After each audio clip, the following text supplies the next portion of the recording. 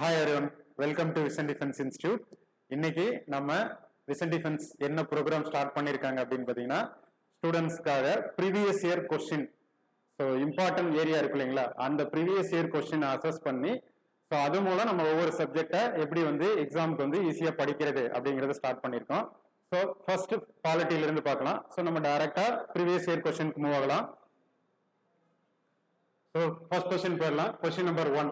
Consider the following statement. First statement, Attorney General of India and Solicitor General of India are the only officers of government who are allowed to participate in the meetings of Parliament of India. So, நம்ம பாலிட்டியில பார்த்திருப்போம் attorney general எந்த இடத்துல பார்த்திருப்போம்னா article 76ல attorney general of இந்தியாவுக்கு என்னென்ன powers இருக்கு அப்படின்னு பார்த்தோம். So highest law officer in the country. அதுக்கடுத்து வேற என்ன இவருக்கு கான்ஸ்டிடியூஷன்ல provisions important powers and privileges கொடுத்திருக்காங்க அப்படின்னா முதல்ல இந்த அட்டார்னி ஜெனரல் ஆஃப் இந்தியா யார் அப்படின்னா கவர்மெண்ட் சார்பா ஏதாவது கேசஸ் இருக்குன்னா இவர் தான் வந்து அப்பியர் ஆவார். பிளஸ் இந்த அட்டார்னி ஜெனரலா ஒருத்தர் அப்பாயின்ட் பண்றதுக்கு என்ன குவாலிஃபிகேஷன் வேணும்னா ஜட்ஜ் ஆஃப் சுப்ரீம் கோர்ட்டுக்கு என்ன குவாலிஃபிகேஷனோ அந்த குவாலிஃபிகேஷன் இருந்தாதான் அவரை வந்து attorney general of India appoint பண்ணுவாங்க. ஸோ இதுக்கடுத்து இன்னொரு போஸ்ட் இருக்கு சாலிசிட்டர் ஜெனரல் ஆஃப் இந்தியா. இவரை அசஸ் பண்றதுக்காக இந்த போஸ்ட் வந்து கிரியேட் பண்ணிருக்காங்க. பட் ஆர்டிகல் 76ல அட்டார்னி ஜெனரல் இந்தியா மட்டும் தான் மென்ஷன் பண்ணிருப்பாங்க. சாலிசிட்டர் ஜெனரல் ஆஃப் இந்தியா பத்தி மென்ஷன் பண்ணிருக்க மாட்டாங்க. ஸோ இவங்க ரெண்டு பேருமே வந்து பாத்தீங்கன்னா பார்லிமெண்டரி ப்ரொசீடிங்ல பார்ட்டிசிபேட் பண்ண முடியும். But without right to vote. ஓகேங்களா? ஸோ இவங்க என்ன சொல்லியிருக்காங்கன்னா ஒன்லி அப்படிங்கிறது தப்பு. ஏன் அப்படின்னா லோக்சபா அண்ட் ராஜ்யசபால பிரிசைடிங் ஆபீசர் வந்து இவங்க இல்லாம மற்றவங்களையும் வந்து பாத்தீங்கன்னா அலோவ் பண்ண முடியும். ஸோ இந்த ஸ்டேட்மெண்ட் வந்து ராங். தென் செகண்ட் ஸ்டேட்மெண்ட் போலாம்.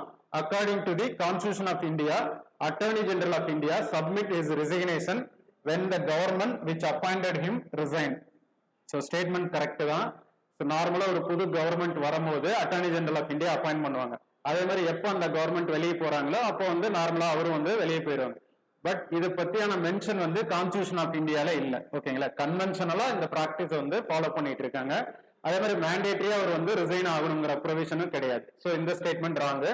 ஸோ ஆன்சர் என்னன்னு பாத்தீங்கன்னா neither 1 nor 2. Then second question போலாம். With reference to the writs issued by the courts of India, consider the following statement. So article 32ல fundamental ரைட்ஸை violate பண்ணுனா so நம்ம வந்து writ provision வந்து யூஸ் பண்ண முடியும். ஸோ எப்பெல்லாம் சிட்டிசனோட ஃபண்டமெண்டல் ரைட்ஸை வயலேட் பண்றாங்களோ அவங்க வந்து கோர்ட்டுக்கு வந்து மூவ் ஆக முடியும். யார் வயலேட் பண்ணாலும் கோர்ட்டுக்கு மூவ் ஆக முடியும். இதுல டிஃப்ரெண்ட் டைப்ஸ் ஆஃப் ரிட்ஸ் இருக்கு. ஸோ அந்த எந்த ரிட்ஸ் கொடுத்துருக்காங்கன்னு பார்க்கலாம். ஃபர்ஸ்ட் ஸ்டேட்மெண்ட் போலாம்.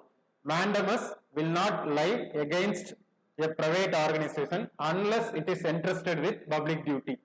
So first mandamusனா என்ன அப்படின்னா இது எப்ப இந்த ரிட் இஷ்யூ பண்ணுவாங்கன்னா ஒரு பப்ளிக் ஆபீசர் அவரோட டியூட்டியை ரெஃப்யூஸ் பண்ணும் போது நம்ம கோர்ட்ல கேசஸ் ஃபைல் பண்ணா கோர்ட் வந்து ஆர்டர் பாஸ் பண்ணுவாங்க. ஸோ நீங்க வந்து இந்த டியூட்டியை செய்யுங்க அப்படின்னு சொல்லி இதுக்காக தான் மேண்டமஸ் அப்ளை பண்ணுவாங்க. இந்த மேண்டமஸ் எங்கெங்க அப்ளிகபிள் ஆகும்னா அந்த ஆர்கனைசேஷன் கவர்மெண்ட் ஆர்கனைசேஷனா இருக்கணும். இல்ல பிரைவேட் ஆர்கனைசேஷனா இருந்துச்சுன்னா அவங்க எப்போ பப்ளிக்காக ஒர்க் பண்றாங்களோ அந்த டைம்ல மட்டும்தான் இந்த மேண்டமஸ் வந்து அப்ளிகபிள் ஆகும்.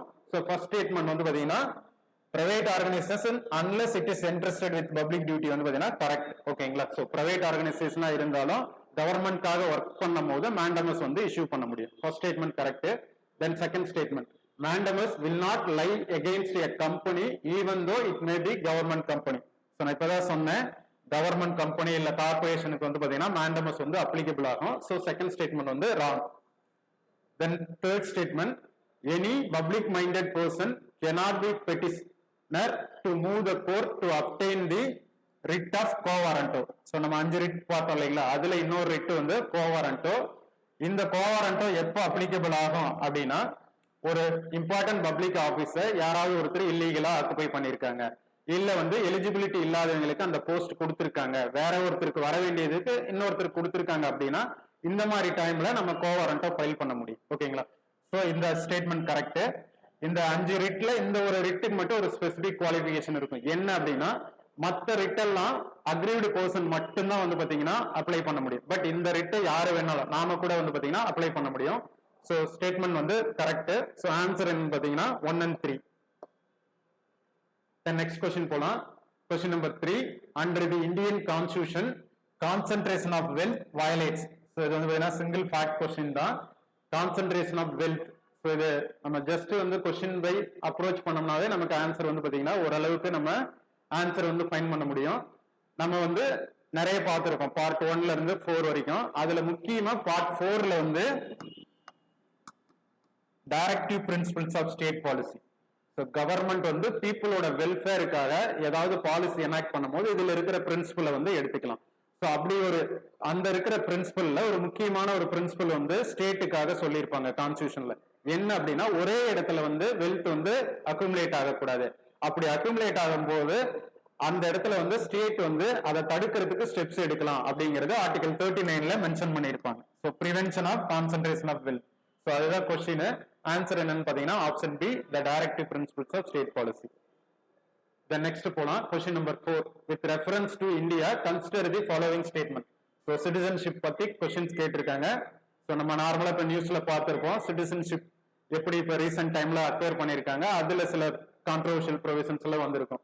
ஸோ நார்மலா எப்படி சிட்டிசன்ஷிப் இந்தியாவில ப்ரொவைட் பண்ணிருக்காங்க, அதுல என்னென்ன ஸ்டேட்மெண்ட்ஸ் இருக்கு அப்படிங்கிறது பார்க்கலாம். First statement, there is only one citizenship and one domicile. So இந்தியாவை பொறுத்த வரைக்கும் நம்ம ஃபெடரல் சிஸ்டம் ஃபாலோ பண்ணாலும் கனடா யூஎஸ்ல இருந்து நம்ம அந்த ஃபெடரல் ஸ்ட்ரக்சர் அடாப்ட் பண்ணியிருப்போம். பட் அவங்களுக்கும் நமக்கு என்ன டிஃபரன்ஸ் அப்படின்னா இந்தியாவை பொறுத்த வரைக்கும் ஒரே ஒரு சிட்டிசன்ஷிப் தான். இர்ரெஸ்பெக்டிவ் ஆஃப் ஸ்டேட்ஸ், எந்த ஸ்டேட்ல இருந்து வேணாலும் நீங்க வந்திருக்கலாம், பட் ஒரே ஒரு சிட்டிசன்ஷிப் தான் ப்ரொவைட் பண்ணுவோம். ஸோ ஃபர்ஸ்ட் ஸ்டேட்மெண்ட் வந்து பார்த்தீங்கன்னா கரெக்ட். ஏன் அப்படின்னா இந்தியாவில் யூனிட்டி அண்ட் இன்டெகிரிட்டி ஆஃப் நேஷனை மெயின்டைன் பண்றதுக்காக இந்த பிரின்சிபலை வந்து நம்ம ஃபாலோ பண்றோம். So first correct. Then second statement, a citizen by birth only can become the head of the state. So head of the state நமக்கு தெரியும் president of India. So citizen by birth only can become the head of the state அப்படின்னு சொல்லியிருக்காங்க. But இந்த statement wrong. ஏன் அப்படின்னா இந்தியாவை பொறுத்த வரைக்கும் பிரசிடென்ட் ஆஃப் இந்தியா போஸ்டுக்கு வந்து பை பர்த் இல்ல நேச்சுரலைஸ்டு சிட்டிசன் யாரு வேணாலும் இந்த போஸ்ட் வந்து கண்டக்ட் பண்ண முடியும். ஸோ இது வந்து பாத்தீங்கன்னா யூஎஸோட கம்பேர் பண்ணும்போது இந்த ப்ரொவிஷன் வந்து டிஃபர் ஆகும். அங்க வந்து பாத்தீங்கன்னா சிட்டிசன் பை பர்த் இருந்தாதான் ஹெட் ஆஃப் தி ஸ்டேட்க்கு வந்து கண்டெஸ்ட் பண்ண முடியும். பட் இந்தியாவை பொறுத்த வரைக்கும் யாரு வேணாலும் வந்து பாத்தீங்கன்னா எலிஜிபிள். ஸோ என்ன வேலை நீங்க சிட்டிசன்ஷிப் அக்வயர் பண்ணியிருந்தாலும் நீங்க வந்து பிரசிடென்ட் போஸ்ட்டுக்கு கண்டெஸ்ட் பண்ண முடியும். ஸோ செகண்ட் ஸ்டேட்மெண்ட் வந்து பாத்தீங்கன்னா wrong. Then third statement, a foreigner once granted citizenship cannot be deprived under any circumstances. So நம்ம பார்த்தோம் ஒரு ஃபாரினர் வந்து பை ரெஜிஸ்ட்ரேஷன் இல்ல நேச்சுரலைசேஷன் மூலம் சிட்டிசன்ஷிப் அக்வயர் பண்ண முடியும். பட் இவங்க என்ன ஸ்டேட்மெண்ட்ல கொடுத்திருக்காங்கன்னா ஒன்ஸ் சிட்டிசன்ஷிப் கொடுத்துட்டா திரும்ப பறிக்க முடியாதுன்னு சொல்லியிருக்காங்க. பட் அது ராங். ஏன் அப்படின்னா ஒரு ஃபாரினர் மேபி ஃப்ராட் பண்ணி சிட்டிசன்ஷிப் அக்வயர் பண்ணிருக்கலாம், இல்ல ஃபியூச்சர்ல மேபி அவங்க டிஸ்லாயல் டு தி கண்ட்ரியா இருக்கலாம். அப்படி இருக்கிற பட்சத்துல அவங்க சிட்டிசன்ஷிப் வந்து பறிக்க முடியும். ஸோ அண்டர் எனி சர்க்கம்ஸ்டன்ஸ்ங்கிறது அப்ளிகபிள் ஆகாது. So third statement wrong. So answer என்னன்னு பாத்தீங்கன்னா which of the statement are correct? First one only correct. Then question number 5 போலாம். Consider the following statement. An amendment to the Constitution of India can be initiated by an introduction of bill in the Lok Sabha only. So statement எதை பத்தி அப்படின்னு பாத்தீங்கன்னா article 368. அதுக்கு கீழே கான்ஸ்டிடியூஷன்ல changes, important changes கொண்டு வர முடியும். இந்த பில்ல வந்து நம்ம எங்க வேணாலும் இன்ட்ரோடியூஸ் பண்ண முடியும். எய்தர் லோக்சபா ஆர் ராஜ்யசபால இன்ட்ரோடியூஸ் பண்ண முடியும். ஸோ லோக்சபா ஒன்லின்னு கேட்டிருக்காங்க. ஃபர்ஸ்ட் ஸ்டேட்மெண்ட் வந்து ராங். தென் செகண்ட் ஸ்டேட்மெண்ட் போலாம். If such an amendment seeks to make changes in the federal character of constitution, the amendment also requires to be ratified by the legislature of all the state. So constitutional அமெண்ட்மெண்ட்லேயே நிறைய types of bill இருக்கு. இதுல ஒரு bill வந்து federal character, அதாவது ஸ்டேட்டோட ப்ரொவிஷனை affect பண்ணுது அப்படின்னா அந்த பில்லுக்கு பொறுத்த வரைக்கும் பெர்மிஷன் வந்து ஆஃப் ஆஃப் த ஸ்டேட் கிட்ட பெர்மிஷன் வாங்கும். ஏன் அப்படின்னா ஃபெடரல் கேரக்டர்ங்கிறதுனால ஸ்டேட்டோட கன்சென்ட்டும் தேவைப்படுது. ஸோ இந்த இடத்துல வந்து பாத்தீங்கன்னா ஆல் த ஸ்டேட்டோட பெர்மிஷன் தேவையில்லை. எப்ப of of the state approval கொடுத்துட்டாங்களோ அப்பயே அந்த பில் வந்து பாத்தீங்கன்னா அப்ரூவல் ஆயிரும். So second statement wrong. So answer என்னன்னு பாத்தீங்கன்னா ரெண்டுமே ராங். ஆன்சர் வந்து டி. ஸோ நம்ம இம்பார்ட்டன்ட் சாப்டர்ஸ் எல்லாத்தையுமே வந்து பாத்தீங்கன்னா இந்த மாதிரி ப்ரீவியஸ் இயர் கொஸ்டின் வச்சு அசஸ் பண்ணலாம். ஸோ உங்களுக்கு வேற ஏதாவது டவுட் இல்ல வந்து ஏதாவது அட்மிஷன் வேணும்னா நம்ம வெப்சைட்டை வந்து நீங்க பாருங்க. தேங்க்யூ.